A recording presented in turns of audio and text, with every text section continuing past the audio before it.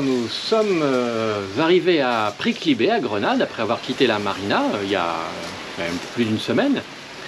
Au moment de mouiller dans la baie, qui était un peu encombrée, je dit à Béatrice, tiens, c'est marrant, le monocoque devant lequel on vient de passer, à côté duquel on va s'installer parce qu'il y a de la place, je les connais, c'est Ikigai, j'ai vu certaines de leurs vidéos, ah bah ça serait sympa si on pouvait leur faire un petit coucou. Et puis les choses en sont restées là, on s'est installé, et puis quelques heures après, dans l'après-midi, j'étais dehors, je vois passer une petite annexe marquée Ikigai dessus, et je vois Lilian et son épouse dessus, et je leur fais coucou, ils se retournent et ils regardent, ils voient le nom du bateau, Tiyama. Ah, Tiyama, ah, Ikigai, salut, salut, ah, j'ai regardé vos vidéos, moi aussi, bah venez.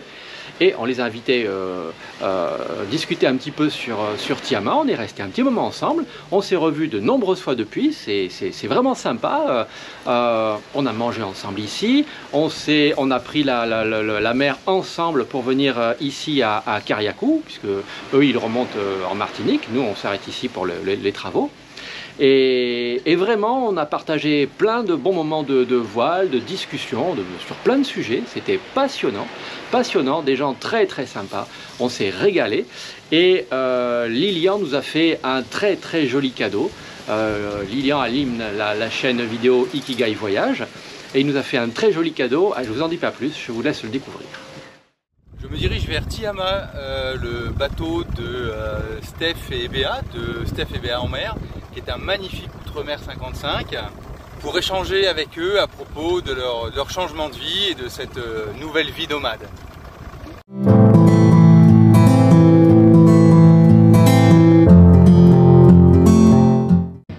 Alors, je suis avec Stéphane et Béatrice sur leur voilier, un Outremer 55, un très très beau bateau. Et on s'est rencontrés avant-hier.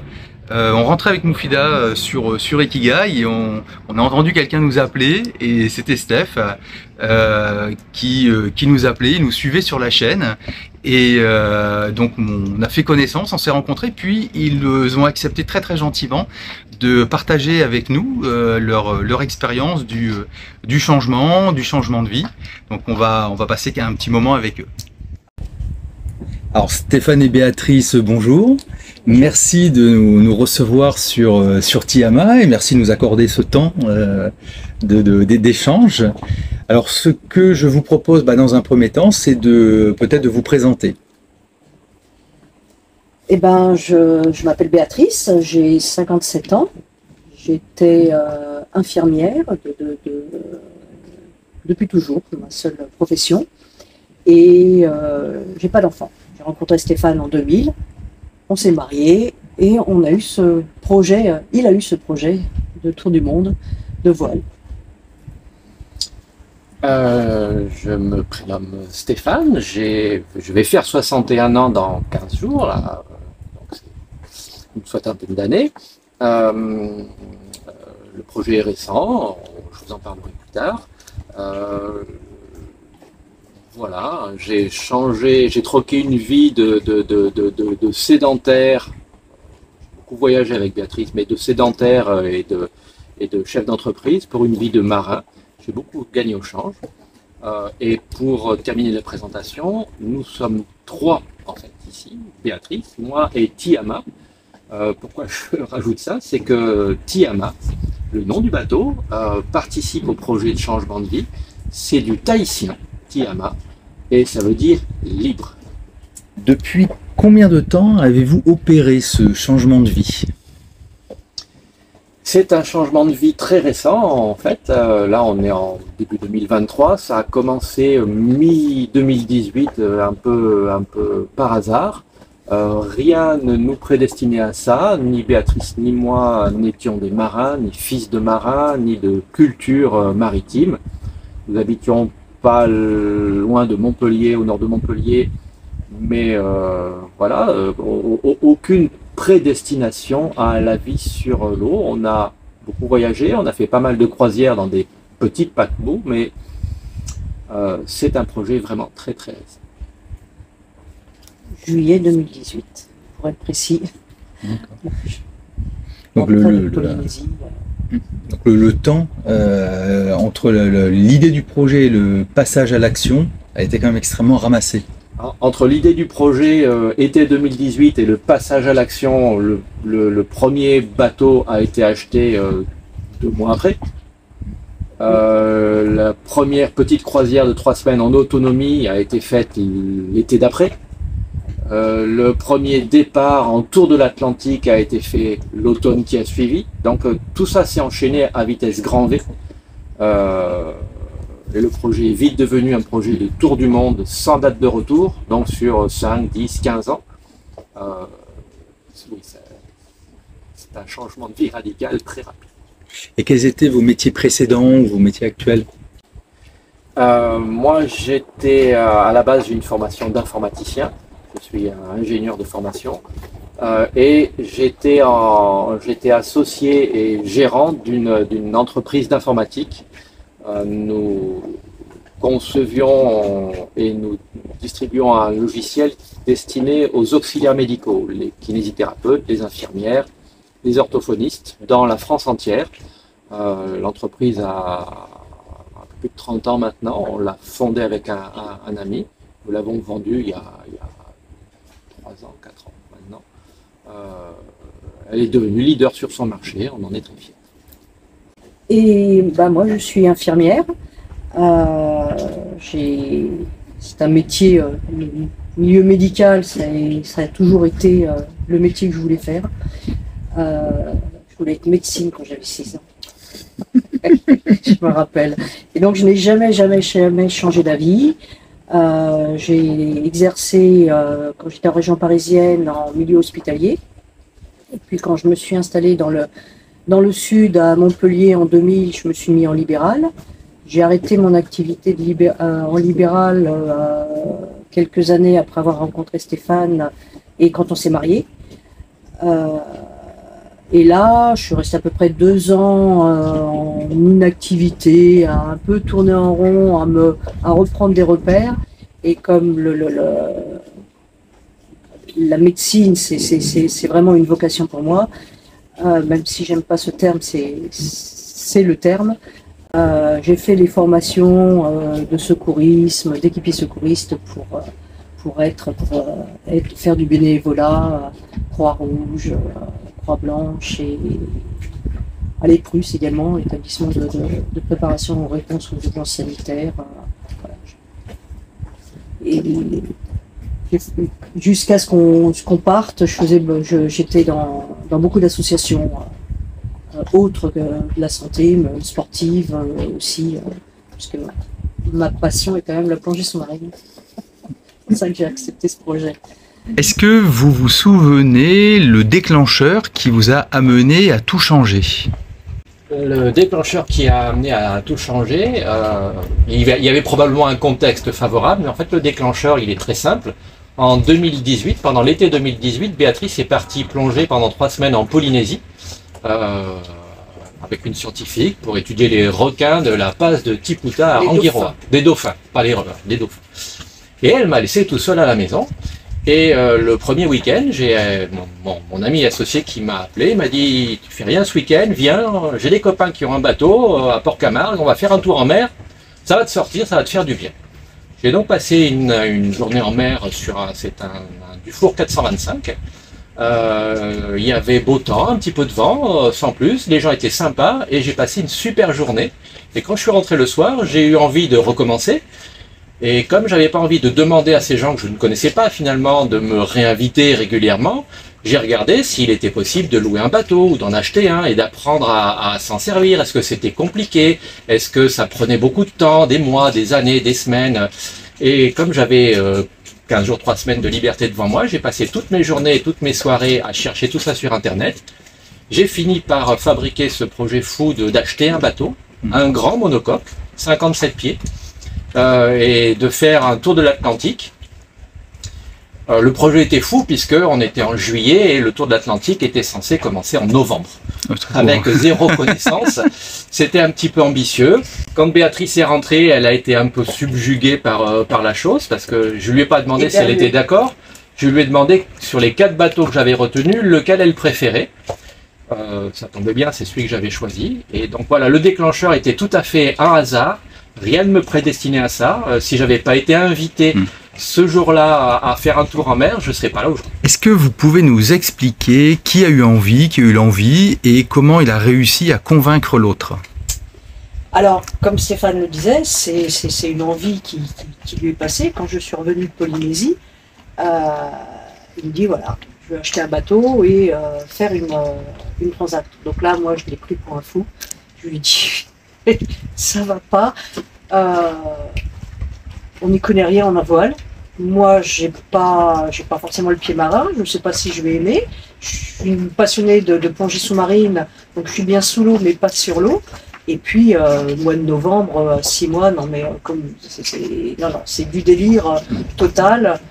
J'ai quand même regardé pour lui faire plaisir les quelques photos, quelques bateaux qu'il me présentait, qu'il avait imprimés. Donc j'ai choisi juste le côté féminin, trouver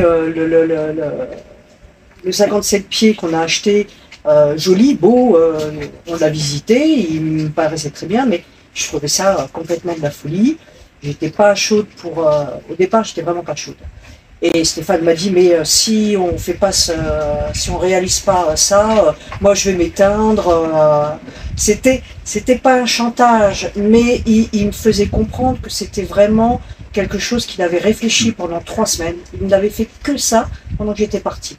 Il avait lu, regardé des vidéos, il s'était renseigné.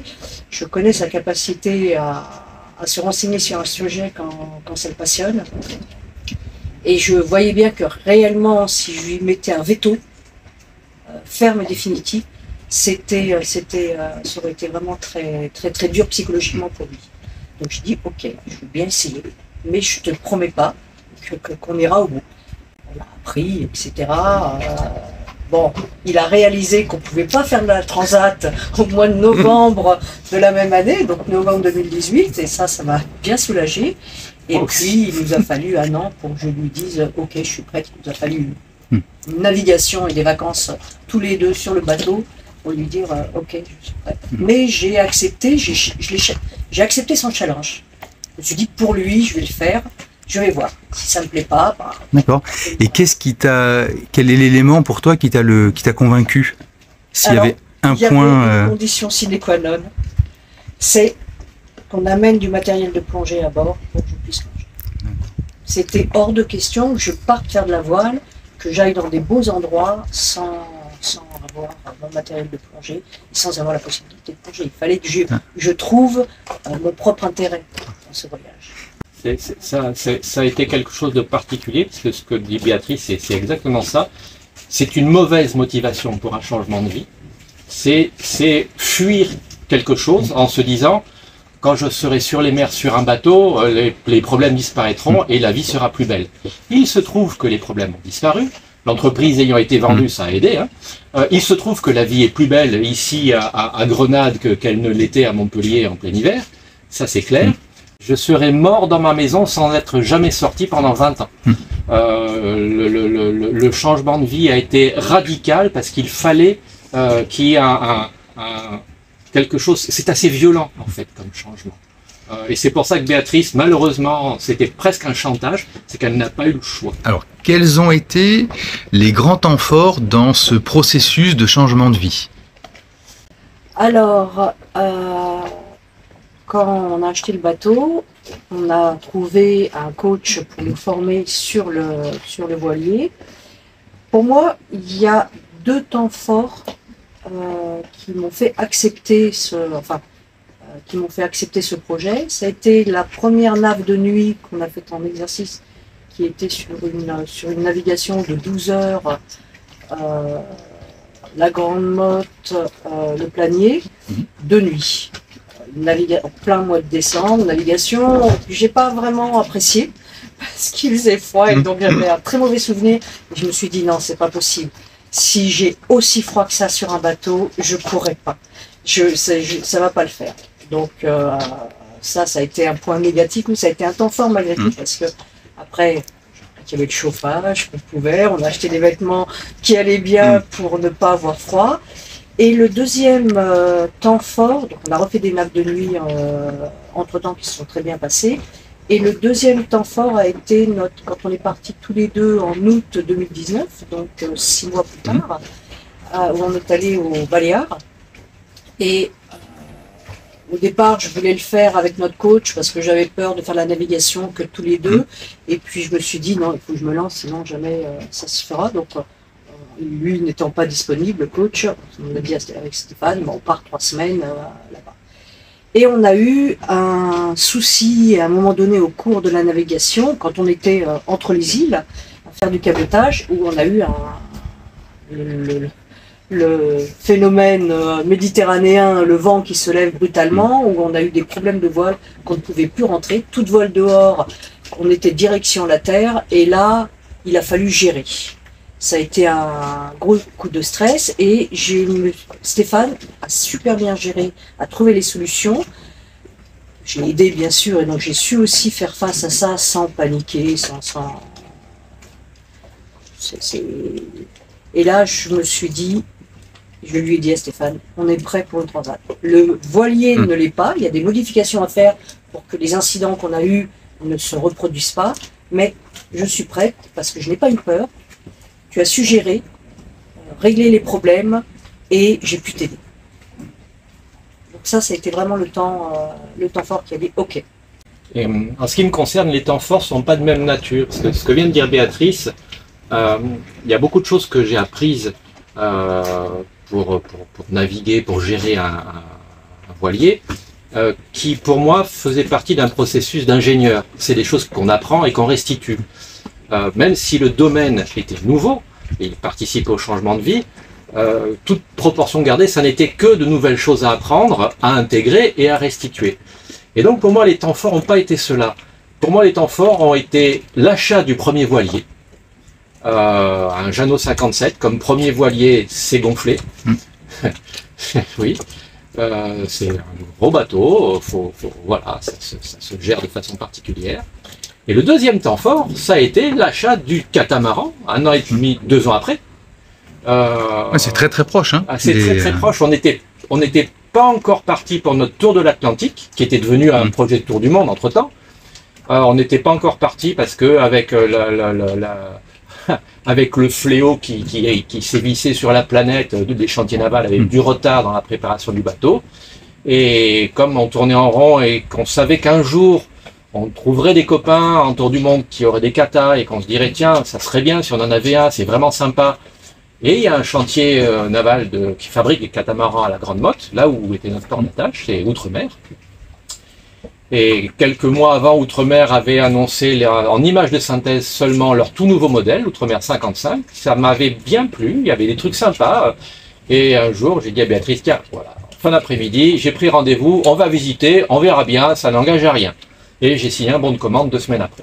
Mais les deux temps forts sont ceux-là parce que ce sont eux qui ont posé les grosses pierres de fondation du projet. Alors, comment, sur un plan plus personnel, comment chacun d'entre vous a réussi à rester motivé et impliqué dans le projet tout au long de la phase d'émergence, de construction, jusqu'au moment où, paf, ça y est, le départ est donné? Il y a eu ça s'est fait en très très peu de temps, 1 an et demi, je crois. C'est court. C'est court. Ouais. En plus, il y a eu la formation. Moi, je m'étais blessée au niveau des ischio-jambiers et surtout rupture des ligaments croisés du genou. Donc, j'ai décidé de me faire opérer. Je me suis fait opérer donc, avant de partir en transat en août. Donc, quelques mois avant, le temps de la rééducation, donc j'ai planifié avec le chirurgien l'opération, le temps de me rééduquer, et puis le bateau a été une bonne rééducation également post-opératoire. Donc ça m'a bien occupé l'esprit et le temps. Ensuite, on a visité avant de partir en septembre 2020, on a visité le chantier Outremer. Là, quand j'ai visité, quand j'ai discuté avec je perds le fil de mon pensée. Directeur commercial. Merci. Avec le directeur commercial. l'outre-mer m'a tout de suite emballé. J'avais navigué un petit peu avec le Jeannot 57, ça allait. Bon, la gîte, je n'aimais pas trop, mais j'avais pas été encore jusqu'aux Canaries qu'on a fait ensuite. Mais l'outre-mer m'a emballé. On a fait un essai en mer quand Stéphane a passé la commande. On savait qu'on allait le recevoir en 2022. Donc on avait un objectif assez court de navigation avec le Jeannot et on est resté aux Canaries pendant 7 mois. Et après, je voulais rentrer en métropole pour assister à la construction du bateau. Ça permettait de nous investir, de se projeter. Donc, en fin de compte, le temps a été très court. Et ça nous a permis d'aller jusqu'au bout, de ne pas trop cogiter ou de ne pas avoir de mauvaises expériences et de mauvais souvenirs. Et pour moi, garder la motivation, en fait, ça a été, c'est la suite de tout ce que j'ai expliqué depuis tout à l'heure. Ce changement de vie, pour moi, allait de lui-même. D'une certaine manière, j'ai commencé à vivre le jour où j'ai signé le bon d'achat pour le Jeannot 57, pour le monocoque. Je connaissais pas la vie qui était la mienne, mais j'étais en train de la découvrir. Et donc les questions techniques, les questions émotionnelles, les aptitudes, les apprentissages à faire, tout ça, pour moi, était quelque chose qui allait de soi, qui était une vraie découverte, puisque, je l'ai déjà dit, je n'étais pas marin, rien ne me prédisposait à ce genre de choses, en réalité. Mais pour autant, d'une certaine manière, je crois que c'est la première fois dans ma vie où j'étais à l'initiative d'un projet majeur me concernant. Je ne dis pas que quand je me suis marié, j'étais pas à l'initiative de la chose, mais nous étions deux. Quand mon ami Jean-Philippe et moi-même avons créé notre société, pareil, nous étions deux. Il était plus le moteur. Bon, allez, on se lance, d'accord. Et dans beaucoup de choses, les seules fois où j'avais une initiative totale, c'est quand j'étais moi-même le concepteur informatique du logiciel qu'on vendait aux clients. Ça a duré pas mal d'années. Et puis un jour, il y avait trop de clients, le travail était trop complexe. Et on a recruté des salariés pour me donner un coup de main là-dessus. C'était bien. Et ce qu'ils faisaient, j'aurais pas forcément fait pareil. C'était déjà plus mon propre projet. Et puis un jour, l'équipe d'informaticiens a créé un nouveau logiciel de toutes pièces. C'était leur métier. Ils étaient payés pour ça. Moi, j'étais le gérant de l'entreprise. Et étrangement, ils m'ont dépossédé, sans le vouloir, il n'y a pas de mauvaise intention, ça s'est fait comme ça, de la seule chose qui m'intéressait dans ce métier, c'était le côté création. Et se lancer dans ce projet de changement de vie, comme tu dis, sur voile, ce projet m'appartient. Béatrice y a adhéré, c'est devenu notre projet. Je sais que dans nos proches, personne ne suivra. Je sais que dans notre famille, personne ne fera pareil. Je sais que mon ami et associé ne le fera pas. Donc je garderai, je parle que pour moi là ce coup-ci, je garderai ça comme étant mon accomplissement. C'est enfin, à 60 ans passés maintenant, c'est enfin quelque chose que j'accomplis pour moi-même. Et curieusement, le terme changement de vie, il est à la fois pleinement approprié, et pour autant, il ne l'est pas, puisque c'est comme si ma vie précédente n'était pas vraiment la mienne. Pourquoi avoir choisi la voile comme mode ou comme moyen de changer de vie? moi, c'est pour suivre Stéphane, donc voilà, la réponse aussi courte. Et moi, pour la réponse, c'est simple, je n'ai pas choisi la voile. Je le formulais d'une façon dont s'expriment les gens à la télévision, c'est la voile m'a choisi. C'est pas l'homme qui prend la mer, c'est la mer qui prend l'homme, c'est exactement ça. Moi, ça s'est imposé, je ne l'ai pas cherché, je ne l'attendais pas. Il y avait peut-être des prérequis, il y avait peut-être de l'inconscient quelque part, je ne sais pas. Mais ça s'est imposé, et du jour où ça s'est imposé, ça ne m'a jamais quitté. C'est comme ça. La voile est mon changement de vie, c'est elle qui m'a choisi. Comment vous vous êtes préparé par rapport à ce projet? Alors, la préparation a été de plusieurs niveaux. Je vais parler en ce qui me concerne, beaucoup de lectures. Et Donc les quelques bouquins classiques sur les réglages des voiles, les choses comme ça, pour essayer de comprendre en pratique comment marche un grand voilier et pas simplement un Hobbycat ou un petit laser. Et le tout premier bouquin que j'ai lu, c'est un choix particulier, c'est Navigation par gros temps. Celui qui décrit la Fastnet de 79, je crois, avec les expériences qui en ont été tirées depuis. Ce bouquin était passionnant et j'ai commencé par celui-là délibérément. C'est lui qui a induit la suite du projet, parce que quand j'ai choisi le bateau qu'on voulait acheter, Dominique, la personne qui nous a formés dessus, a demandé à nous rencontrer avant, parce qu'on ne le connaissait pas, et pour essayer de comprendre c'était quoi notre motif, pourquoi on voulait acheter un bateau si grand, pourquoi on ne commençait pas par petit, pour progresser, pour apprendre, comme fait tout le monde, quoi. Si on n'était pas des farfelus. Si on n'était pas des farfelus, et donc je lui ai expliqué comment moi j'avais abordé la chose, beaucoup de lectures, beaucoup de questions, j'avais déjà beaucoup de réponses, et en particulier que je venais de finir ce bouquin-là, et que c'était celui-là par lequel j'avais commencé, et je lui ai demandé, voilà, dès qu'on aura acheté le bateau, pour moi la question ne se posait pas de ne pas l'acheter, donc dès qu'on aura acheté le bateau et dès que les conditions s'y prennent, c'est-à-dire qu'on a double drapeau rouge sur la capitainerie et interdiction de sortir en temps normal, on sort sur notre bateau et on fait un tour dans le golfe de la Grande Motte, d'Aigues Mortes, du Creux du Roi. Et à partir de là, soit je suis mort de peur, j'en ai déjà parlé tout à l'heure, c'est toujours la même chose, soit je suis terrifié et je n'arrive pas à surmonter ça, et ben je revends le bateau. Ça veut dire que voilà, même si j'ai envie, je ne pourrai pas. Soit c'est juste difficile, compliqué, impressionnant. Mais là, j'apprendrai.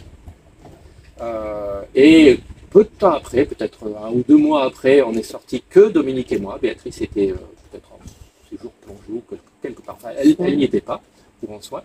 Et on est sorti un jour où on avait vraiment du gros temps dans le golfe. On est sorti avec l'équivalent de 3 riz dans la grande voile, donc demi-surface, demi-longueur, bref, quart de surface, et l'équivalent de... on avait une demi-trinquette, donc 2 strings pour propulser le bateau. Le Jeannot 57 qui fait 28 tonnes chargées, là il en faisait peut-être que 25-26, c'est quand même lourd. Il avançait à 9 nœuds, tout guiré, nickel, les manœuvres étaient rapides. C'était super stable, très sécurisant, impressionnant, parce qu'il y avait un vent à décorner les bœufs, mais c'était super stable, très sécurisant, aucun comportement malsain de la part du bateau. Il fallait juste faire attention parce qu'il y avait énormément de tension et d'énergie dans cette chose-là. Et quand on est rentré, Dominique m'a dit que voilà, je m'étais plutôt bien débrouillé. Le bateau, aucun problème, il nous amènerait au bout du monde. Et maintenant, il fallait apprendre. Et donc, l'apprentissage s'est fait sur notre bateau comme ça, petit à petit. Et donc, la préparation a été justement la pratique sur notre bateau. On n'a pas appris la voile. Je tiens à le préciser parce que c'est pour beaucoup de marins, le terme est ambigu. Ah, mais vous êtes des voileux. Oui. Vous faites de la voile. Non. Nous faisons de la grande croisière sur un voilier. Et c'est très différent. Je ne ferai pas de régate. On en a fait une petite avec les équipes d'outre-mer. Je n'aime pas ça. Je ne suis pas un compétiteur. Faire la course à la voile en étant à 15 mètres des copains qui... Non. On ne cherche pas à aller vite entre nos escales. On n'est pas pressé. On a notre temps. Donc on fait de la grande croisière. Les réglages du bateau ne sont pas tout à fait les mêmes. Les choix des bateaux ne sont pas tout à fait les mêmes. Et c'est pour ça que notre premier bateau a tout de suite été un très grand bateau. On avait les moyens de le faire, donc ça facilitait les choses. Pareil pour le catamaran, on avait les moyens d'acheter un bateau comme ça, donc on l'a fait. On n'a pas pris un catamaran plus petit, mais un grand bateau nous permet de bien vivre, puisque c'est notre maison, c'est notre foyer. Et notre foyer, on avait passé l'âge de vivre dans quelque chose de petit, voire de spartiate pour certains. Donc on a eu ce privilège de pouvoir tout de suite commencer et donc apprendre sur un grand bateau. C'est parfois compliqué d'apprendre sur un grand bateau, mais c'est très formateur. On s'est préparé également en faisant des formations, quand même. pas parti sans aucune connaissance. On a fait de mémoire 3 formations par nous-mêmes après on a fait des formations avec Outre-mer, mais quand on avait le Jeannot 57, on a fait médecine en situation d'isolement. Moi, je suis infirmière, mais Stéphane, il avait besoin de le savoir, mais j'ai fait la formation avec lui, que j'ai appris à coudre, à recoudre, chose qu'on n'apprend pas en tant qu'infirmière en France. Donc ça, c'est une compétence que je n'avais pas. Je ne sais pas si je saurais le refaire là, parce qu'il faut pratiquer en réalité. Et c'était très intéressant. On a fait entretien des voitures diesel, savoir être autonome, se débrouiller. Et on avait fait aussi donc comme formation la météo. Savoir lire les fichiers GRIP, c'était passionnant. Pouvoir comprendre la météo, c'est indispensable au niveau de la sécurité. Et ensuite, donc ça, on est parti avec ces connaissances-là quand on est parti avec le Jeannot 57, et quand on est revenu avec Outre-mer, on a fait d'autres formations qui ont été complémentaires, notamment les manœuvres de port avec un grand catamaran. Moi, quand je voyais ce bateau, je disais non, c'est pas possible, on ne pourra pas le piloter à 2, c'est beaucoup trop large et c'est beaucoup plus facile qu'un monocoque. Pour moi, je me suis bien plus investie dans les manœuvres avec ce catamaran qu'avec le Jeannot 57. J'aimais pas la gîte, j'étais inquiète quand on virait de bord un peu du chat qu'on avait. Je n'avais pas envie que tout tombe et voilà. Donc j'étais souvent dans un état un peu d'inquiétude. Le catamaran. Tu as fait matelotage aussi comme formation. Oui, j'ai fait matelotage. Bah ouais, Pourtant, j'ai un peu appris le matelotage quand j'ai passé mon niveau 4 de plongée, mais j'étais vraiment pas douée. Là, maintenant, ça va beaucoup mieux. Et puis, je crois qu'on a fait quelques formations, des 10 only, que des femmes à bord pour ne pas avoir la pression du mari. Mais non, il faut faire comme ça, mais les hommes sont très doués pour donner des conseils, alors qu'on ne leur demande pas. C'est une particularité masculine. On a fait mise en pratique de radeaux de sauvetage, les conduits de survie, évacuation, secours. Ça, c'était très intéressant. C'était très intéressant. Comment remonter quelqu'un? Pourriez-vous nous partager les choix que vous avez faits par rapport au bateau? À celui-ci. C'est simple. Ce catamaran est confortable, il est rapide et sécurisé. Ce qu'on a fait par rapport à ce bateau, on avait une liste d'options, hein, comme sur tous les bateaux neufs, quand on peut acheter un bateau neuf, on avait une liste d'options assez conséquente en fait. Et pour ce que j'en sais, la plupart des propriétaires de ce modèle de bateau prennent à peu près tous les mêmes options. Il y a peu de variantes. Donc les choix qu'on a fait, c'est évidemment les panneaux solaires. En standard, on a 2 grosses batteries au lithium. On prend tous une 3e batterie au lithium pour avoir un peu plus d'autonomie. C'est les options. On prend quasiment tous un groupe électrogène parce que quand on est en navigation, en transat par exemple, on a toujours les panneaux solaires à l'ombre. Donc il arrive un moment donné, soit on coupe le pilote automatique et on barre, soit on se dit mais non, le bateau il est prévu pour ça, donc il me faut de quoi l'alimenter. Donc un groupe électrogène. Après les options de confort à bord, certains prennent un lave-vaisselle, on ne l'a pas pris. On a un petit lave-linge, ça c'est bien pratique, 3 kg, mais ça pour le quotidien c'est bien commode. Qu'est-ce qu'on peut avoir choisi? Là, on a fait des choix de voile, on a 2 garde-robes possibles qui sont proposés par Outre-mer. Il doit y avoir, je sais pas, moitié-moitié des propriétaires qui prennent un ou l'autre selon leur propre expérience de voile. Nous, on a grand voile en hydranet et Solent autovireur en hydranet, c'est passe-partout, c'est inusable, c'est facile d'emploi pour nous. Et on a quelques voiles quelques grands voiles de petit temps en supplément en cas de besoin.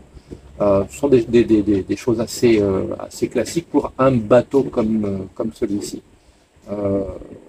Et les choix qu'on peut y faire, oui, on peut faire des choix des couleurs d'ameublement ou de décoration, mais je vais parler que pour Outre-mer. Les bateaux sont très bien conçus. Ce qui est optionnel, c'est une question de tarification, mais en fait, les options vont de soi. Donc les choix sont induits par la vie qu'on va avoir sur ces bateaux, et la quasi-totalité des propriétaires de ce chantier naval partent en tour du monde avec leur bateau pendant de nombreuses années. Les choix qu'on a fait, par exemple, c'est de ne pas avoir d'antenne de télé. On a un téléviseur qui nous permet de regarder des choses si on se branche directement dessus, mais c'est tout. On a une électronique de bord assez complète. Deux traceurs grand écran, un de chaque côté, à côté des deux postes de barre. C'est bien pratique aussi. Après, l'installation est standard, AIS, radar, c'est des choses assez standards pour des bateaux dans ce type de projet.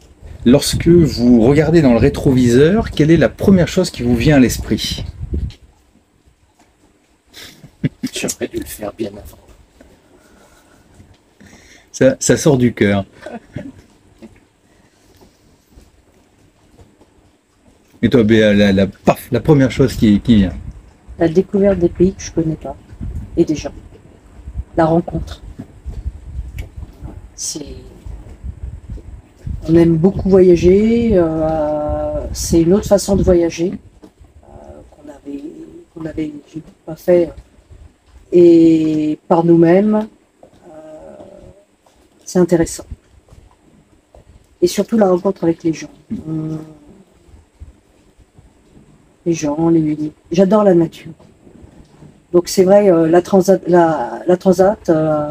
je passais quelques minutes, quelques heures, pas trop longtemps avec le soleil dehors, mais j'observais à chaque fois la nature. Même s'il n'y a pas beaucoup de vie, il y en avait, et c'était marrant. Voilà, regarder derrière, dans le rétroviseur, c'est une richesse, c'est une richesse supplémentaire. S'extraire également, c'est s'extraire d'un environnement qui est de plus en plus anxiogène à terre. La vie actuelle, je plains vraiment tous ceux qui restent terriens parce qu'ils n'ont pas le choix, ou quelles que soient les raisons.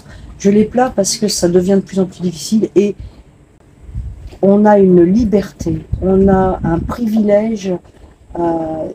Ça, quand je regarde dans le rétro, je vois cette liberté. On vit la vie et on vit l'instant présent. Voilà, ça c'est un événement. Je me rappelle quand j'étais encore infirmière, avant que je ne cesse mon activité, j'avais assisté à une conférence de quelques jours d'une personne qui essayait de transmettre aux gens: vivez l'instant présent. Comment vivre, nous, citadins, l'instant présent? C'est vraiment pas facile parce qu'on est tous pris dans un quotidien, dans un objectif, dans un système de vie qui fait qu'on ne vit pas. On ne vit pas comme on voudrait. Et cette formation que j'avais faite m'avait plu. Je ne savais pas comment je pourrais vraiment vivre l'instant présent, me ne consacrer qu'au moment. On est souvent dans l'anticipation, et si, ou je vais faire ça, et là, sur un bateau, on ne peut pas faire autrement que de vivre l'instant présent. Ma famille qui dit: alors, tu restes combien de temps à tel endroit? J'en sais rien. Il y a un proverbe de plaisancier que j'ai découvert il y a peu de temps, que j'aime beaucoup. C'est: les projets et les programmes s'écrivent sur le sable à marée basse. Mais c'est d'une vérité. C'est exceptionnel, cette phrase. Et c'est vrai. Et ça, c'est une richesse et c'est une qualité de vie que j'apprécie chaque instant. Et Stéphane, quand tu dis j'aurais dû le faire plus tôt, Ça, c'est très personnel, hein. Ça correspond à ce que j'expliquais tout à l'heure. Pour moi, ce changement de vie est un vrai commencement de vie. Et donc, j'aurais dû le faire plus tôt. C'est dans ce sens. Il y a une vraie cohérence. Si je regarde dans le rétroviseur, en vrai, il pourrait me venir plein de choses à l'esprit, mais je retiens pas les choses la chose qui me revient, et Béatrice n'y était pas, c'est le jour où J'ai pris notre chatte Grisette dans mes bras. Elle dormait sous les canapés sur la terrasse de notre magnifique maison à côté de Montpellier. Et c'est le jour où je l'ai amenée sur Jasmin, notre bateau précédent, et où je n'ai jamais remis les pieds dans la maison. Ça a été difficile. Ça marque bien un changement de vie. On avait une belle maison qui était très confortable, qu'on avait conçue pour nos vieux jours. Et puis voilà. Mais franchement, ça vaut le coup de partir, de se lancer. Qu'est-ce qui a profondément changé dans vos vies?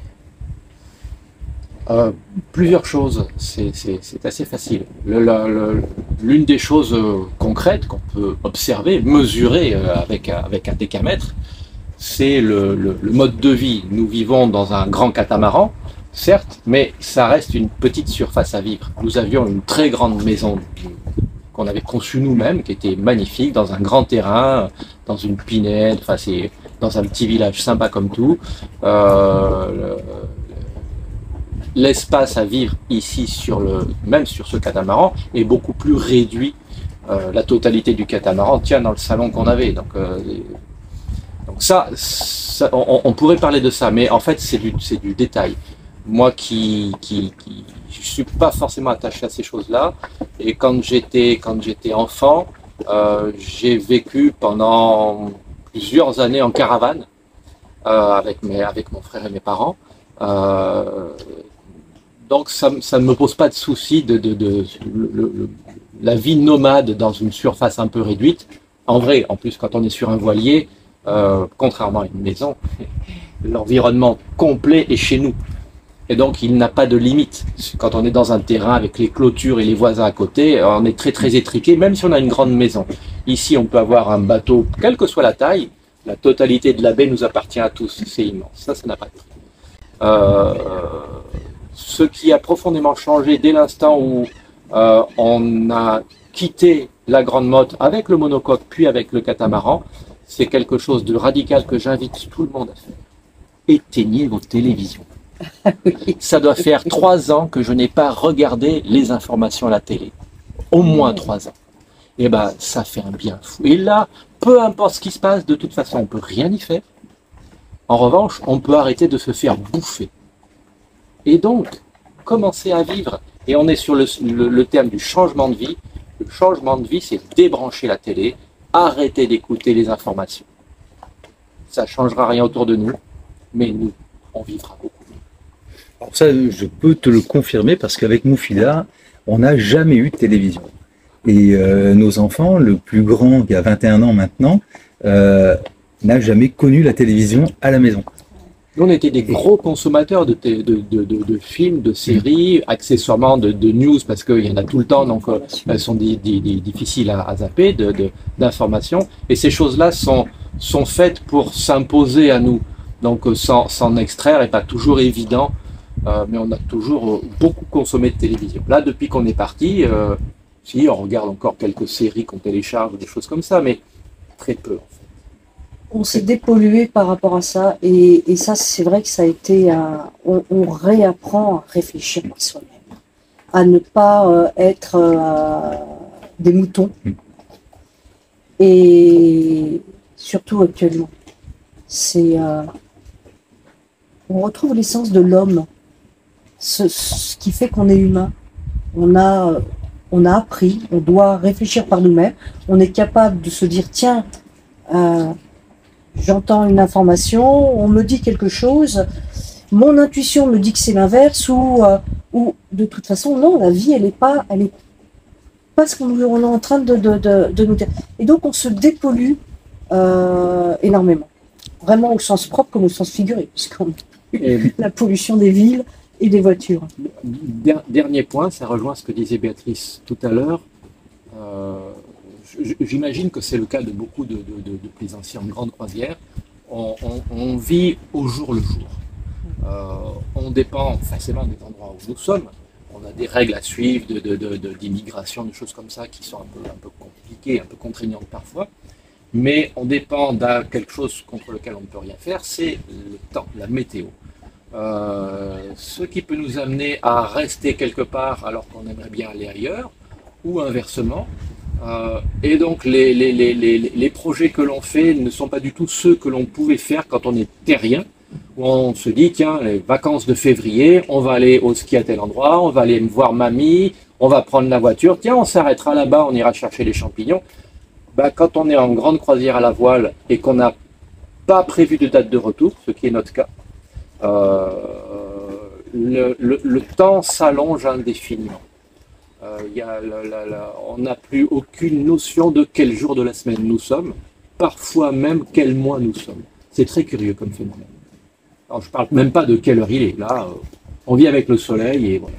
Si vous deviez discuter avec des personnes qui veulent changer de vie, quel serait le top 3 des conseils que vous voudriez leur donner? Le premier conseil que je pourrais leur donner, c'est posez-vous bien la question d'abord, pourquoi vous voulez changer de vie? Parce que la réponse à cette question induira la vie qui vous attend. Si vous voulez vous rapprocher de la nature, regardez à déménager, ça peut suffire. Aller dans un village au lieu d'une ville, ça peut suffire. Un changement de vie n'est pas forcément aussi radical que de prendre un bateau et aller faire un tour du monde, autour de l'Atlantique et vivre sur un voilier. Donc, la première chose, c'est plus une question qu'un conseil, c'est pourquoi vous voulez changer de vie. Ensuite, pour les gens qui envisageraient ce type de vie nomade, à la limite que ce soit par la terre ou sur la mer,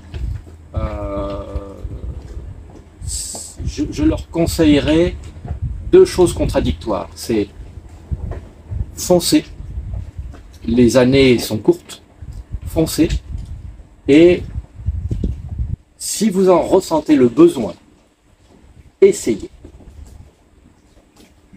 Mais lancez-vous, il faut le faire. Sinon, on ne le fait jamais. Moi, je n'aurais qu'un seul, je crois. C'est, si vous avez le rêve, depuis longtemps ou depuis peu de temps, de partir comme ça sur les mers et de voyager, de faire ce que nous, on est en train de vivre, réaliser le rêve. De toute façon, quel que soit le rêve qu'on a, il faut se donner les moyens et il ne faut pas oublier cet objectif tout au long de sa vie. On peut mettre des années à le réaliser. J'ai réalisé tous mes rêves d'enfant. J'en avais beaucoup quand j'étais enfant. Il n'y en a qu'un seul que je n'ai pas pu réaliser et j'ai pas de regret de ne pas l'avoir fait. Parce que ça m'a permis de réaliser les autres. Et ça, c'est une... Mais parce que je ne l'ai jamais oublié, j'ai mis du temps. Parfois, il y avait des obstacles. Mais c'est pas grave, ça restait dans un coin de ma mémoire. Et puis un jour, la porte s'est ouverte et je l'ai franchie, cette porte. C'est garder la fenêtre ouverte et réaliser ses rêves. On n'a qu'une vie. Si c'était à refaire, qu'est-ce que vous feriez de différent? Si c'était à refaire, je ferais des choses différentes si je savais à l'époque ce que je sais maintenant. J'achèterais d'emblée un catamaran. Oui, ce que j'allais dire. Et j'attendrai impatiemment qu'Outre-mer sorte ce modèle parce qu'il est particulièrement bien réussi. Ils ont tiré l'expérience de nombreuses années de production. Et ils ont synthétisé toutes les demandes de leurs clients dans celui-ci. Mais à ce point près, oui, je partirai d'emblée sur un catamaran. Et si c'était à refaire, sachant comment notre projet de changement de vie se déroule, on oublie la période du fléau médical qui a sévi, qui a un peu bousculé tout le monde. Mais ceci mis à part,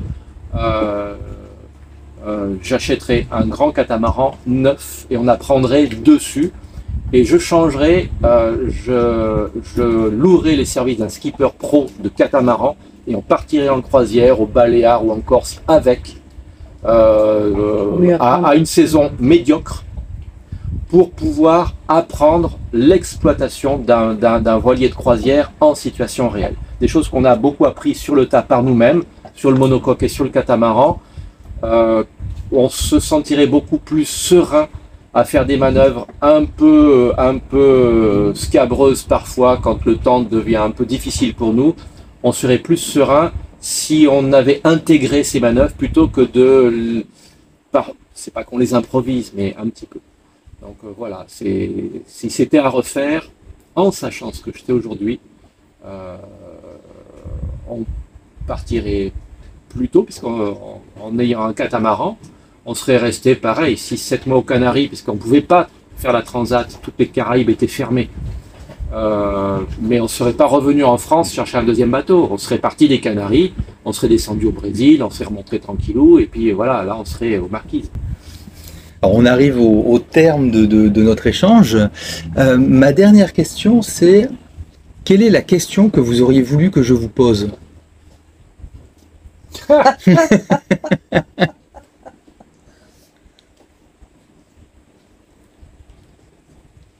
Pourquoi a-t-on accepté de répondre?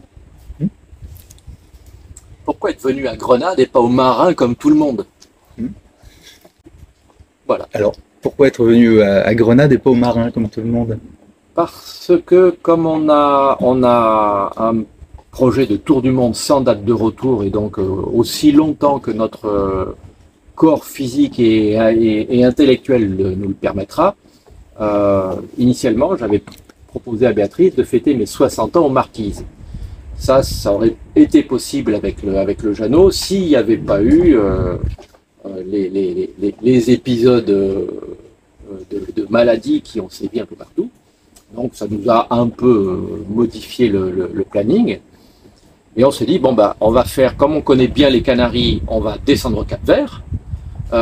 Et puis on va un peu découvrir le Cap-Vert. Et on s'y est un petit peu attardé. Nos copains nous avaient dit, bon de toute façon Transat, vous pouvez partir mars, même avril, il y a moins de vent, mais j'avais sous-estimé que autant partir des Canaries en Transat, on était sur des vents parfois un peu toniques, mais des vents portants favorables quasiment tout le long, pendant toute la saison, alors qu'au départ du Cap-Vert, on est parti très très tard, nous, et les vents sont beaucoup plus capricieux. Donc on avait envisagé du Cap-Vert, c'est pas grave, profitons-en, descendons sur le Brésil, et on remonte Guyane, Suriname, Guyana, et puis Trinidad, Tobago, et remonter l'arc antillais. Après, on avait des délais géographiques imposés par les assureurs. Donc l'idée était celle-là, on se dit, on fera peut-être plusieurs tours du monde, mais là, sur le premier, on a le Brésil à portée de main, on a les îles du Sud à portée de main, allons-y. Comme on est parti tard du Cap-Vert, le Brésil, ça, c'était un peu compliqué. On a des travaux à faire qui nous sont demandés par Outre-mer, qui vont être faits en Martinique. Il fallait qu'on y soit, qu'on ait quitté la Martinique avant la fin du mois de juin pour des questions d'assurance. On a résolu le problème depuis, mais c'était un peu compliqué. Et donc on a zappé le Brésil, on a zappé la Guyane, on a zappé toute cette partie-là. Et l'atterrissage sympathique me paraissait être Grenade. Tout ce que j'en avais vu, j'avais lu pas mal, vu des blogs, des gens qui y étaient allés, qui étaient revenus plusieurs fois. Et tout le monde disait que à Grenade, il fait bon vivre. La météo est vraiment clémente toute l'année. Les gens sont particulièrement sympathiques. C'est vrai. Les gens sont enjoués. C'est vraiment un bon endroit, à tel point qu'on est certain qu'on y reviendra. Et à tel point qu'on a ouvert la réflexion peut-être de passer plusieurs années dans les Caraïbes, alors qu'on avait prévu d'y passer 1 an et demi tout au plus avant de passer dans le Pacifique. Voilà. Pourquoi Grenade? Pourquoi Grenade? Et toi, Béat, tu disais tout à l'heure, pourquoi accepter? Oui, pourquoi on a accepté de répondre à tes questions? Pour la simple raison, c'est qu'on n'est pas des gens exceptionnels. Au cours de nos publications qu'on a pu mettre, on a eu des réactions de personnes qu'on ne connaît pas, qui ont dit oh, « Quel courage, j'aimerais le faire, j'ai peur, j'ose pas. » Et juste pour leur dire que il faut le faire, on n'est pas exceptionnel, on n'est pas des casse-cou, on n'est pas des aventuriers, on n'a jamais pris un vélo et traversé la Nouvelle-Zélande sur un vélo ou traverser l'Afrique ou que sais-je. C'est une chose la cordillère des Andes en trekking à 70 ans. Oui. C'est une chose que jamais je n'aurais faite, parce que j'en ai pas les capacités, parce que j'en ai pas l'envie, parce que pour différentes raisons. Donc on n'est pas des aventuriers. Mais on n'est pas parti à la légère. Et n'importe qui peut le faire. C'est pour ça que j'ai accepté de répondre à ces questions. Bah, en tout cas, moi je vous remercie tous les deux parce que d'abord c'est un grand plaisir de pouvoir échanger avec vous, de passer du temps avec vous et tout ce que vous nous apportez là est vraiment extrêmement précieux. Je pense que ça va intéresser beaucoup de monde. Je souligne aussi qu'on peut retrouver vos aventures sur votre chaîne YouTube Steph et Béa en mer, Ouais. que je regarde avec beaucoup de plaisir. En tout cas, merci encore et Est-ce que Merci tu à me permets toi. de rajouter juste un petit Oui, point oui. en complément de ma réponse, Mm. de la réponse de Béatrice plus exactement. Tout à l'heure, je disais foncer pour les gens qui ont ce genre de rêve. Un point à bien retenir, ça n'est pas plus facile quand on a les moyens d'acheter un grand catamaran. On fait la même vie sur un plus petit bateau, sur un bateau ancien, sur un bateau neuf, sur un catamaran, sur un monocoque. Et quel que soit C'est un l'âge. changement de vie et ça appartient aux êtres humains. Les moyens financiers peuvent faciliter certains éléments, mais ça n'est pas ça du tout qui est décisif dans nos vies respectives. Ce qui est décisif dans nos vies respectives, c'est qu'elles nous ont choisis ou on les a choisis et après on fait avec ce que l'on peut, mais on vit tous après les mêmes choses. Ce qui est décisif, c'est l'envie. Quel que soit l'âge, on a rencontré des gens de tout âge. Et ça, c'est génial. merci beaucoup. Merci à toi. Si cette vidéo vous a plu, si elle vous a intéressé, n'hésitez pas à la liker, à la partager. Et moi, je vous dis à bientôt pour une prochaine vidéo.